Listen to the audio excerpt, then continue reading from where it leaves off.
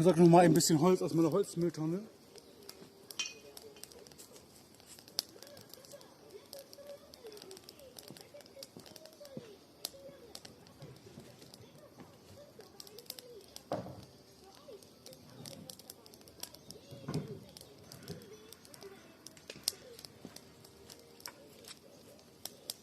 So 2, 3 Bretter besorgt. Ich will noch ein bisschen sonst schieben hier.